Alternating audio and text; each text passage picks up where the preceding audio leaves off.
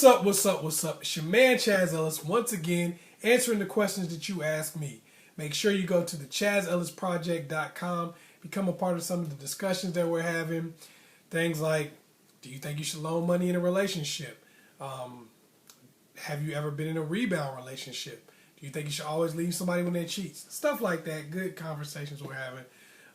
Get to be a part of that. Also, if you want to get a consultation, go to the ChazzEllisProject.com. If you want to make a donation, that's what keeps us going. Donations, buying consultations, stuff like that. If you want to do that, go to the ChazzEllisProject.com. Also, hit me up on AskChazzEllis on Facebook. And be ready for AskChazzEllis Live. That's coming Monday the 22nd. You'll be able to register before that. I'll put that on a video and put it on Facebook and everything. You'll be able to know about it. But be ready for AskChazzEllis Live. That's going to come in on Monday, this 22nd of September. That's going to be where you can talk to me and, ask questions and stuff during the live stream and everything. It's going to be on my subscription channel. It's going to be AskChazzEllis Live. So make sure you check that out.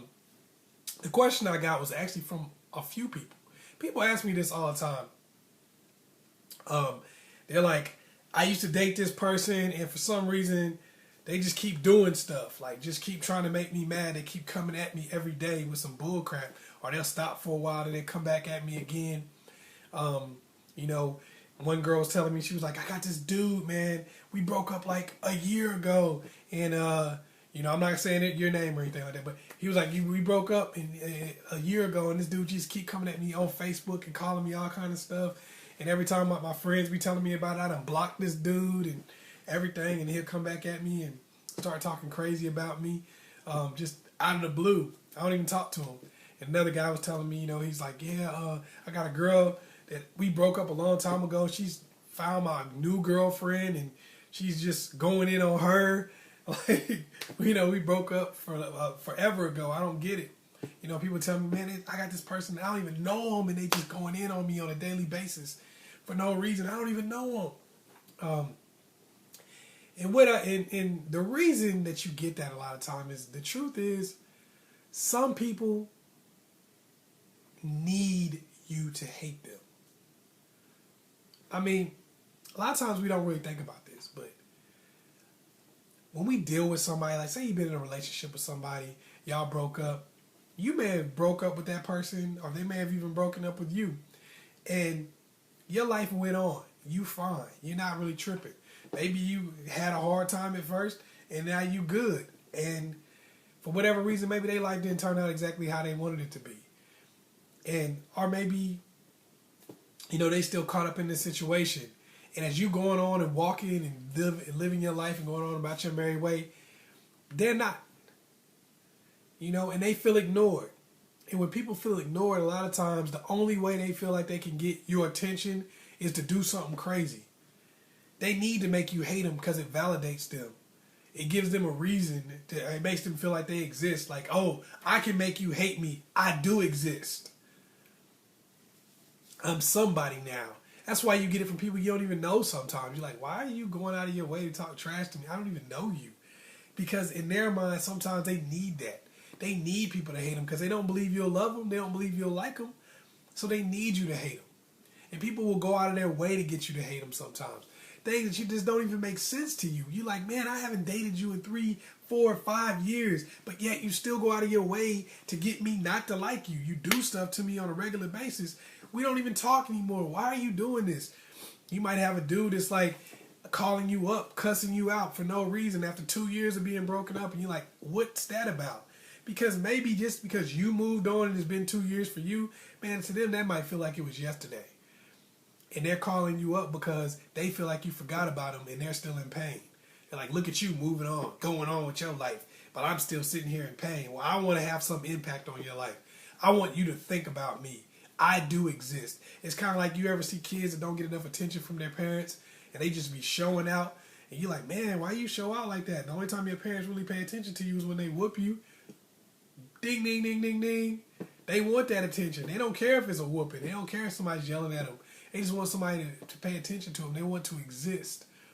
And when you deal with somebody and they don't exist to you, y'all broke up or whatever, they don't exist to you, they want to exist. They want to be important.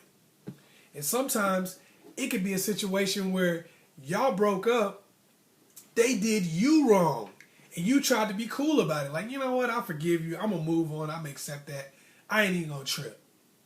And they're like still coming at you on a regular basis all day, every day. But what you got to understand is the fact that sometimes when people do you wrong, they can't admit that to themselves. They can't admit that they were wrong and that what they did wasn't your fault and they just did you wrong. They can't admit that. So a lot of times they have to try to get you to hate them so that they can justify what they did. Sometimes they feel like they just got to go in on you on a constant basis. Like, I'm going to do this, I'm going to do that, until they can create that bad blood. That way they never really feel like they have to own up to what they've done or apologize. You sitting there thinking to yourself, what did I ever do to you? You did something to me, but yet you tripping. But guess what? They can't accept that. They can't connect with that. So they want to keep the tension going so that they never really have to own up to what they did. So they can rewrite the narrative in their mind. Like, oh, we go at it. We go back and forth. Nah, you did something to that person and you can't accept it. So they continue. It makes them feel like as long as we're fighting, as long as we're going back and forth, I don't have to admit that I'm just messed up in this situation. Sometimes that's what it is. They also have to paint this picture of you as being a bad person because that makes them feel better about how things turned out. You got to remember, sometimes you didn't get the life you wanted when things ended. You know, maybe, it ended and you thought that you were going to go on and find somebody better and all this kind of stuff, and maybe it didn't turn out that way. So now, for them to feel like they made the right decision, and they might be with somebody else, so you might be like, dang, you with somebody else, why you still messing with me? They might be with somebody else, but you don't know if that's who they really want to be with. You don't know how happy they are in that situation. And the only way they can feel happy with their situation is if they downplay, downgrade, and come at you sideways. That's the only way they can feel happy about their situation. That's the only way they can feel like they made the right decision. And that's a lot of times what causes them to be so hateful towards you. And this is a funny thing about hate and venom. A lot of times when you see somebody who's treating you like that and trying to get you to hate them, and you're like, man, that's crazy. They got co-signers. They got other people who get involved in this hatred with them. And you're like, why are you doing this? What makes you want to get involved in this with them? When people are hateful, they become like the hateful, venomous Voltron. You remember Voltron? Like, it'd be like all these individual little robots, and they would come together to create one monstrous robot. That's kind of how hateful, venomous people are. They attract other venomous, hateful people. People who got stuff going on in their life. They're bitter because their ex left them, or whatever the case may be, or somebody bullied them back in high school, or whatever it is. And they see somebody dogging you, and they jump on the bandwagon where you would think, hey, why don't you tell them what they're doing is wrong? They can't see that. They cannot see it because what they're envisioning the people who they feel they want to get back at, who wronged them or who left them out in the cold. So therefore that person comes and they become even more venomous than the other person. You're like, I don't even know you. Okay, at least I had a relationship with this other person, but I don't even know you. Why do you hate me? And it's like, they don't hate you. They hate whoever they're mad at. But you're the only person they can take it out on right now. And what you'll notice a lot of times is this person and their venom will infect the other person who already was messing with you. And they get worse. They start doing things you never even thought they could do because they feed off of each other. Like I said, they form the venomous Voltron where they just get together and they hate your guts. And both of them make each other worse. And they might even bring other people into it where it's like a group of people who just all hate you. And you're like, why? I don't even know you. It's like they might go up to their girl like, girl, you know what he did to me?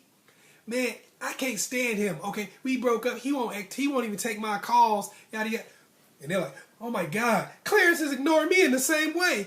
Let's call this mug every second and let's break his windows out and just go nuts on him. Because that's just how they connect. Yeah, she might go up to dude might go up to his homeboy. Man, dude, girl just dogged me, man. Every time I call her, she just hang up the phone. Oh my goodness, Rhonda do me the same way. You know what?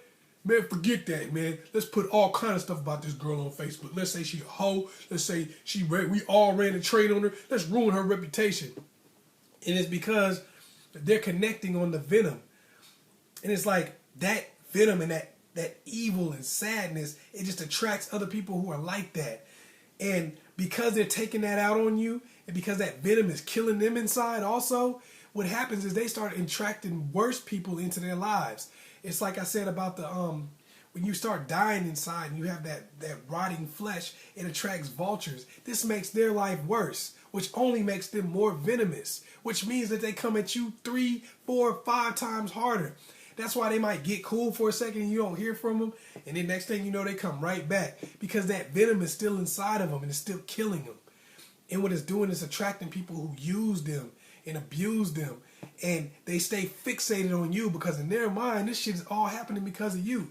These people may not even know you, and for some reason, they think that these things that are happening in their life are happening because of you. That's why it may be 3, 4, 5 years since you dated somebody, but they still tripping. And you're like, what are you mad at? Sometimes they just stay on perceived slights from a long time ago, or things that never even really happened. And they've concocted this story in their mind, and this is their reasoning to keep going at you. But the truth of the matter is, when their life isn't what they want it to be, the only thing they can hold on to is what they have against you. That hatred, that pain. They won't let it go because it keeps them going and it keeps their connection to you. Because if they don't get that going, if they don't keep you upset at them, if they don't keep you hating them, then the connection is lost and they have to face reality. They have to face their real life, their real pain. You got to remember, a lot of times the only reason why their relationship is halfway decent is because they're comparing it to what they've created you to be or what they've painted you to be.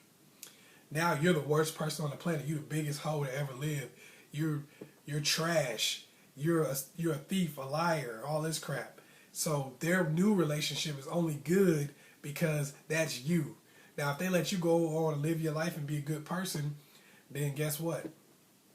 What does that say about them? Now they have to look at their relationship as what it really is. And it may not be what they want it to be. So they have to keep you. They have to keep an anger going with you.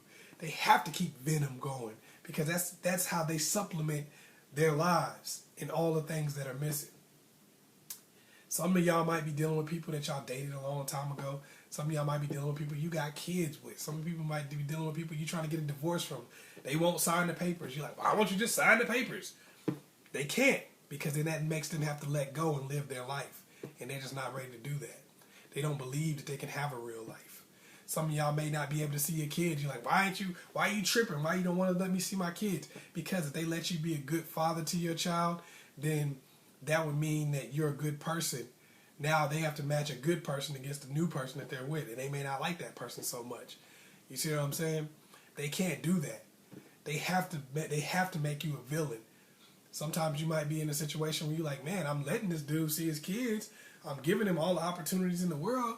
I'm cool with him. I'm calling him. I mean, what does he want me to do? They can't do that because you have to be a bad person. And the only way they can live their life and be happy with their life is if you are a bad person. They can't, because that's how they gauge their life. They don't only need to succeed, they need to see you fail. Or their successes aren't sweet enough.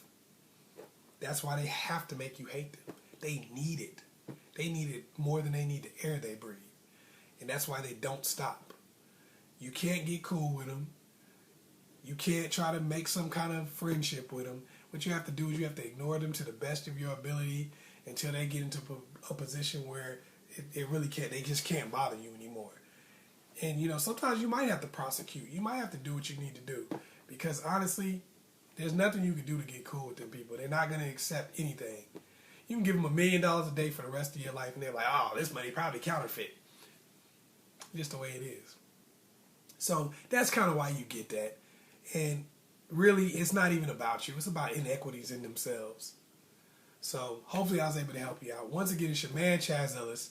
Make sure you like and subscribe. Share this with somebody else. Also, hit me up on the ChazzEllisProject.com. Ask Chazz Ellis on Facebook. And be ready for Ask Chazz Ellis Live on September the 22nd. You just need to subscribe. It's $1.99 a month. Not too bad. Go ahead and be a part of what we're doing there. Once again, it's your man Chazz Ellis. Peace.